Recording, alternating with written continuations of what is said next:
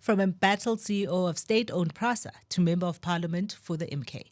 Today on the show, we listen and do not judge as Lucky Montana talks to us in a wide-ranging conversation about changing his allegiance from the ANC to MK and what he believes a collapsed South Africa can gain from his new party and its ideology. You do have a reincarnation in from what incarnation from what? From a CEO,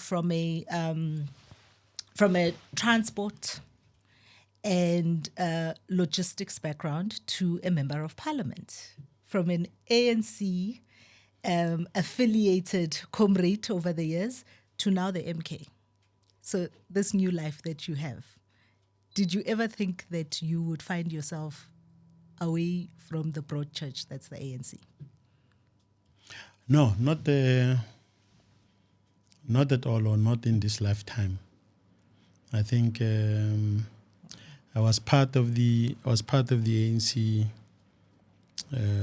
from a very young age at Mamelodi High School. That's where I connected to the ANC. I joined its underground, and at that time, as young people, I'm part of the generation of what we call the young lions, who grew up in the turbulent 1980s. It shaped the way we looked at the world. And we thought the ANC is the thing; it will solve our problems. And when we look back, we look at our sacrifices, and we look at the state of the country. I think.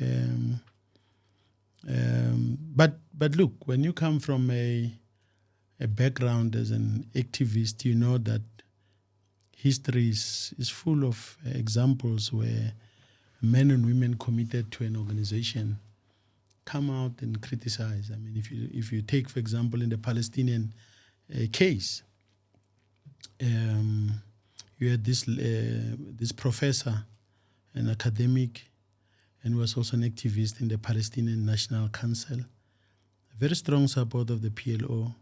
But when the Oslo agreements were signed in 1993, I think, he felt that it was a betrayal. So do you feel? I think I'm very clear, even before I left the ANC, that the path we've taken is a path of betrayal. That we should have changed quite a lot, structures of power, structures that have shaped the economy of the country. We should have ended the super exploitation of the African people in the country. And why couldn't you? What is it that was stopping? I mean, I think at the time, when Jacob Zuma became the president of the ANC and the country, the ANC's majority in parliament, the height of its success and the overwhelming mandate that the people had given the ANC, why couldn't you, in the positions that you were in, what stopped you from making those changes? Well, let me start with the bigger issue before I discuss a specific personal approach. Look, I think that you have to approach this from the 1980s, late 1980s. You look at the agreements that South Africa has entered into to address the conflict that we faced. You know, sometimes in the 1990s, I attended an economics course at the University of Stellenbosch, and one of my lecturers was Professor Sam-Peter Blanche. And you know, he mentioned something very profound, and he said, at the time that political negotiations were unfolding in the country, there was a secret economic codex of some kind, where discussions were taking place, where agreements were made, so that even in future you protect existing economic power. The owners and controllers of the economy have remained that way. And you could see even in some major shift in ANC policy. For example, if you take 1992, the ANC had its economics workshop, and it came up with something that we in fact didn't understand. I think the late Tito Mboweni was still the coordinator or convener at that time. The ANC said, we're not talking about redistribution through growth. Now, if you recall, in the 1980s, when we talk about transformation, we said we are going to take some key sectors of the economy and place them in the hands of the state, drive a new path of development, and also that we are going to boost demand, delivering houses, putting money in the hands of ordinary people so that they can buy cars, stoves, fridges, anything you can mention. And I think that, but the economic direction, rather, the structure of the South African economy was never actually touched even at that time. The RDP, if you look at it, it was changed 7 times. In fact, by the time it was adopted, I think that there's been a lot of big retreats from the part of the ANC. Ready to govern, further retreats, and I think, of course, until the growth and redistribution strategy growth. So I think if you take all of those into account, you realize that by the time even Jacob Zuma came, he tried to champion a few things, but the ANC, I think, was fixated on a path. I'll take one example. If you were to take the case of changes in the finance ministry as an example, the ANC under Jacob Zuma was threatened that if you remove Pravin Gordhan, for example, and you put Des van Rooyen, we're going to collapse the economy. In fact, a delegation of the ANC, I won't mention the names you can find that out, but the names of the ANC delegation that went to Zuma and said, look, what you are trying to do will not help us. So I think Zuma faced difficulties. So can I ask this question? If with the might of the ANC behind him, the Jacob Zuma party in charge could not make these changes, and we'll talk a little bit about that in time, today, in the iteration that he has recalibrated, and a lot of the guys in the leadership of the ANC, of the MK, are not new people. You were there, Zwanele Manye, many of the people in MK are people who come from structures within government, within policy making, within SOEs, drivers of the economy. What do you think you can do differently this time around? Look, I think, but let's also have a clear context with that discussion. There's political leadership, which is entrusted to make certain decisions.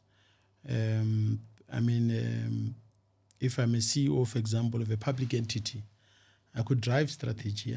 Part of the reason why I left PRASA, when I resigned, I had a big fight because we're not in agreement on the strategy that we follow. And I'm talking about fights with leaders of the ANC. The MK party, I think conditions in the country have changed in a significant way. And in fact, I hear a lot of people saying South Africa is in a crisis. I don't share that. You don't think so? No. You don't think we're in a crisis? No, I don't think we're in a crisis. I think South Africa has collapsed. And I think that we're facing an impending crisis. I think that in the coming few months and weeks, we're already seeing signs of civil strife, of conflict. The revelations by General Mkhwanazi that, in fact, all 3 arms of the state are captured by criminal gangs. It's just one aspect of a much deeper crisis with the South African state. And I'm not referring to the state as in, and a lot of people when they talk about the state, they tend to talk about the political side of things. The state is much broader. It involves the economic side, the economic base of the country. President Ramaphosa tried recently and said he's having a national dialogue. But the national dialogue, in fact, didn't serve the purpose. It was meant to mobilize South Africans behind building or forging a new vision for the country. It ended up telling citizens or reminding them of the extent of the collapse and the crisis we find ourselves in as a country. So what are your solutions? What is the MK's solution? There's a number of solutions. The first one, I think, Mkhonto Wesizwe believes that is of the view that you need to change the governance structure in the country. Number one. How so? No. Let me give me time to deal with a couple of these things. The first one, of course, the MK party believes that we need to change the way in which we deal with the powers, for example, of traditional leaders in the country. Looking at where we come from before 1910. When you look, I have a question because I don't understand what you're saying. No, but let me elaborate on it. Yeah. You're not going to be able to move on if I don't understand what you're saying right now. Okay, fair enough. What I want to understand when you say change the governance structure, are you saying you don't believe in democracy in the way that it is shaped in South Africa? No. The specific form of democracy we have in the country is a problem. And I think that you need to change quite a lot of things. We are on record as saying amend Section 25 of the Constitution in respect of private property. In fact, as we speak, we have put in what we call a private members bill, which is allowed in terms of the law, to say revisit the way in which you redistribute land or you deal with land restitution. That's one issue we're saying. Secondly, when we look at the fiscal crisis we find ourselves in, we are in fact shocked. That fiscal crisis, which led to the problems with the budget, the disagreements, that the budget was not passed the first time, it was not passed the second time. We are very specific. I think, number one, we are told that the country has got a big problem of debt. We don't share the view that South Africa has in fact reached the ceiling. If you look at other countries like Spain as an example. What do you mean reached the ceiling? The ceiling that our debt levels are such that we are not able to do anything. We spend a lot of resources servicing the debt in South Africa. That's part of the big problem. If you look at the debt service costs that the Minister of Finance presented in Parliament, they're quite shocking. In fact, they're shifting a lot of resources from use delivering quite a lot of services, including economic services, including investment in infrastructure. That's the first thing. Secondly, we think that we should be able, if you look at the structure of the debt, a lot of that is actually local in South Africa. It's not actually international, meaning therefore that you are able to restructure the debt agreements, change the terms. We are paying, if you look at the cost we are paying, it is quite huge for a South African economy. Thirdly, we believe that at the time of this is when a country faces a crisis, it is a time for fiscal expansion, meaning you need to actually even go out to borrow to invest more in infrastructure, not in consumption, and we think that is not happening at this point in time. So when you look at the budget presented by the Minister of Finance, it talks about fiscal discipline, talks about stability, but we actually think that you are constraining the economy. Are those conversations, do you think that those conversations filter down to, in South Africa, the average age is 27, right? So a 25-year-old, unemployed, undereducated young person in Ngutu, do you think they care about these things that you're talking about, or they care about how you resolve their problems? Do you think you're talking to those things? No. Let me tell you, I just came back from 5 days I spent in Mpumalanga, in some of the most rural areas. You know, there's a relationship between how you allocate resources and the conditions of the people on the ground. I mean, I was in a village closer to the border with Swaziland. I was so shocked. There are no roads there. The bridges that were built, in fact, before 1994 have collapsed. a lot of rural people, particularly the old people.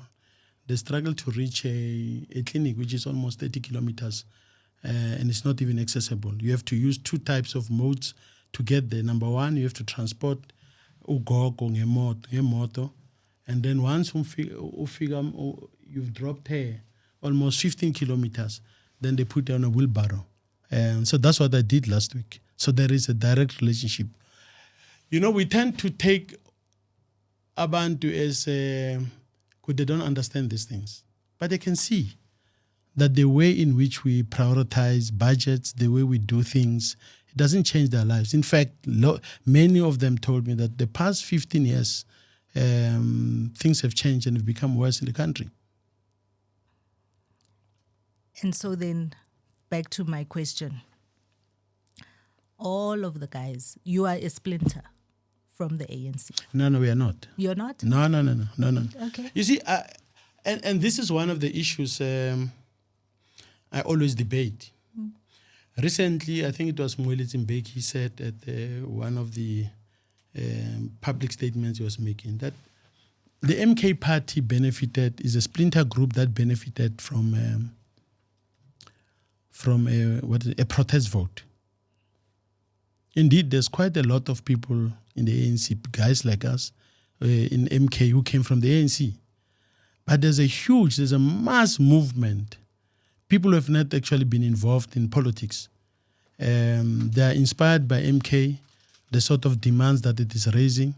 And many of them will tell you, they're in their late 20s, 30s, they'll tell you that for the first time, what MK is talking about, it resonates with us.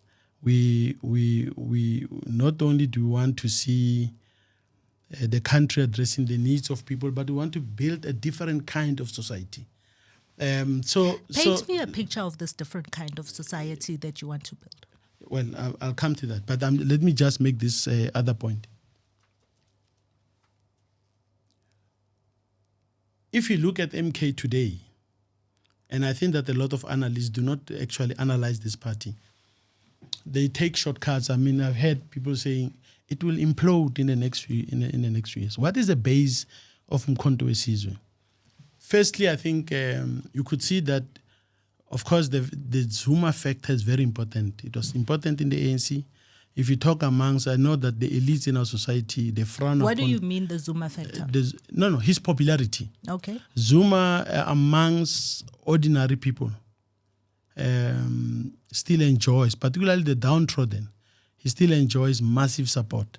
They see themselves in him, the kind of issues he's championing. That's the first issue. The second thing, if you look at some of the institutions located in the African community, Amakosi, for example, they were not directly involved in politics in that way. They are a very powerful force behind the very formation of Mkhonto weSizwe. You'll also find what you call, should I use the word, indigenous or Ethiopian churches, Ofana Nabo Shembe and all of those churches. They share the kind of society they want to see is different from what we have now. And they think that when they look at Mkhonto weSizwe's People's Mandate, which is a platform that MK, and I think I talked to a lot of analysts and I asked them, have you read it? Have you read the economic policy? They haven't done that. Thirdly, if you look at I just want to mention the base to illustrate the point that the notion that Mkhonto weSizwe, I think Mkhonto weSizwe has got a lot of people coming from the ANC, but the bulk of Mkhonto weSizwe, and of course you've got former MK veterans, they're also part of that. But the big part of Mkhonto weSizwe is made of ordinary people who actually do not want to see the ANC, as a matter of fact. And I think that unless you understand the nature and character of the party, you are going to make simplistic things and say it's either a splinter or it benefited from what is it called, the protest vote. No. So then back to where we started this. Yeah. Paint the picture for me of the kind of society that you hope to build. Look, I think first and foremost, we are talking about a truly African society based on African values. South Africa, as we speak right now, whether you talk about its driving values, you talk about its education system, you talk about cultural life. In fact, on Sunday, you just have to listen on radio when radio stations compete as to who plays more of American music than actually promoting South Africa's culture and African culture. That's the first issue. Second, Hold on. yeah. I need you to be specific for me. When you say African values, what is that different to what other values are there? What we have now. Mm-hmm. Well, I don't know, unless if there's someone who says that South Africa's values ranging from Ubuntu to the issues of solidarity, to the issues of sharing of wealth, like what would happen in African societies before colonial rule. And no one can say that. I mean, that's the first issue that is there. But that's why I say to you, I, for instance, don't have whatever's happening in your head about what pre-colonial is, right? So I'm asking you to put me in the picture. Sure. That says, as a young person in South Africa, and I'm not a young person, but for a 25-year-old. Well, I'm a young person. Let me speak as a young person. What does that mean? Are we going back to Shaga Ilembe? Is that what you're hoping for? No. What are you? Let me tell you, for example, I was in Volksrust, and a young man said to me, "We are part of Mpumalanga, but one of the things that actually influences us here is this Maskandi music, which you don't get quite a lot, for example, on our airwaves. You don't hear quite a lot about that. The projection of heroes, for example, in our own national narrative, it's got nothing to do with people that you consider as heroes. The history of South Africa, I mean, I'll tell you now that a lot of even these young guys, we had a story, by the way, at the girls that were fighting at one of the schools in Pretoria. I think that the provincial government was dealing with that. I can't recall the name. They were fighting about issues of identity, issues about hair, just at the cultural level. If you look at our education system, I was at a school called Situtuka in Amersfoort in Mpumalanga. I visited the school. And I'll tell you now that I went to a science class. Our children there do not even have a simple basic things to study about these things. They don't even study traditional medicine in school. So there's a lot African that is not part of our national life as we speak right now. So let me understand this. Over the years, as you grew up in the particular struggle history that you talk about in Mamelodi and the life that you were exposed to, all the way up to becoming a CEO of a state-owned enterprise. When you arrive at a place where you are in disagreement with how your success at the time has been portrayed, running, and your words, attacked from a political perspective, right? You have now come to a full circle that says that doesn't work, and you don't want the 25-year-old in Volksrust to have that experience that you had. You want them suddenly to go back to a thing that is unidentifiable? What is not identifiable? This pre-colonial. So I ask you what this pre-colonial African life is, and you're unable to say to me, these are the values, honesty, or whatever, and this is what we want. It hasn't been there, and allowed me a type of self-expression. And so I want it to be different. No. But I think we're also dealing with it.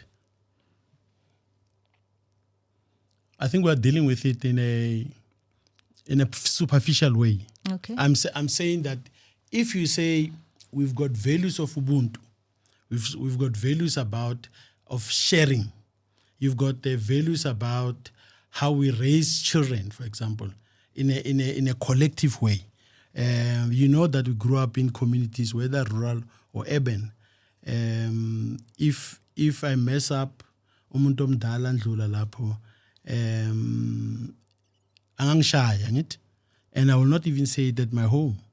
Kuthi ubaba ubuthelezi ungishayile because they're not going to do what we see today. Kuthi no masiye lapho umshayela nomntwana.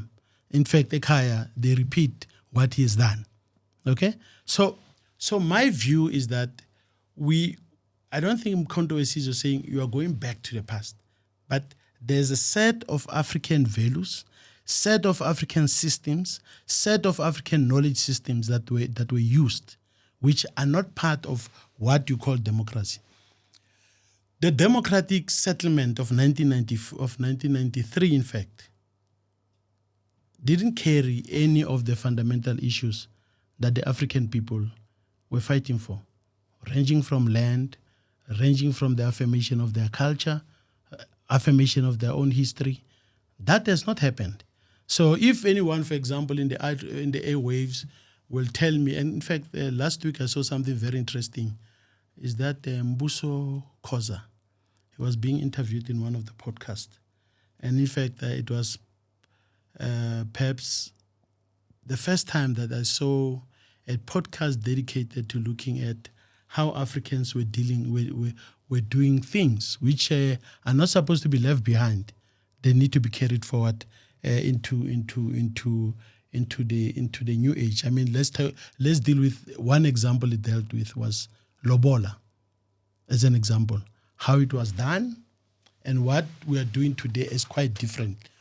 There's a lot of medicine that today is being patented as European or done by some of the pharma companies, but which truly originate from how Africans were doing things. So there's African knowledge systems that are there. One of the biggest supporters of Mkhonto Sizwe, by the way, is the traditional healers. You know what they're fighting for? They're fighting for their right to practice and to be recognized formally in institutions. And it's not done. How do you then propose in a country like ours that is made up of so many different types of peoples and traditions and way of being, that we forge a unified national identity? Can we do that? Well, there's a debate about what is a South African. The problem why we can't forge a common nation is because we have elevated only one part which colonized us. Yet the very history of South Africans, mainly black South Africans, is not part of that mix. It's not part of what you call our national life. What led you to feeling this way after all of the success you've had in that life? Why suddenly this change? What is it that led you to suddenly seeing all of these things and the successes and the money you were able to make to a place that says it's not right? I think we should have started. We should have started the conversation about who are you, what made you. On the day I was meant to address a press conference, of course, I was asked by the leadership of the ANC at that time, don't make any announcement about your reasons for leaving PRASA. And they asked me to cancel the press conference. I said, no, I've got already the media here. I can't cancel. One of the major things I spoke about was to pay tribute to my family, my lineage, where I come from. I think that if you look at that, I've always, from a very young age, Nkhuliso Gogo, and my values have been very clear, and I've been practicing contrary to what people think, that you can't be you are practicing, or rather you are enjoying the benefits of a society. I've always been practicing, I won't say now for the broader public what I do, but before I joined PRASA, by the way, my life didn't start at PRASA. My professional life didn't start there. If I look at the journey I've gone through, the struggles I've gone through as an African child in South Africa, and it had to do with I emerge triumphant and victorious precisely because of the values that I followed and my African way of life. I grew up, of course, in a township, but I've always had connections with my traditional side of the thing. So, did I succeed in your view? I think your notion of success. Other people have told me that you destroyed. You're not successful. You were doing 1, 2, 3. And let me tell you, most of the things I've done, ranging from when I was in the Department of Public Enterprises, Department of Transport, PRASA, I think that I did things that were not your orthodox kind of things. I did things my own way, and I thought in that way I succeeded in delivering the results. But it was not what was accepted by the system, which resulted in some of the fights that I had, and I had to leave PRASA. So I think so I don't share the view. I don't share the view of I success. don't share the view. I think of what? Of success. No. But I share the view of success. But I'm saying your definition of what is success. It's not what I agree with in the way you've described. Maybe for the purpose of this interview, you look at it that you're a CEO, you're earning this amount of money. But for me, that's not, as an African, I'll tell you that getting to a position as high as that, it's about raising your isibongo sasekhaya, you know that, more than the money that you earn, or more than the cars you drive, and all of those things. I think that's a good place to end this interview, because I do think that a lot of young people equate success and raising their family names to being given opportunity, to being looked after by a state that cares, and none of those things were delivered in many, many, many, many years of many people, such as yourselves, the leader of your party, in positions to make those things happen. And if you think that this iteration is how you begin to correct the things you got wrong in the past, I wish you every success. Thank you. Thank you.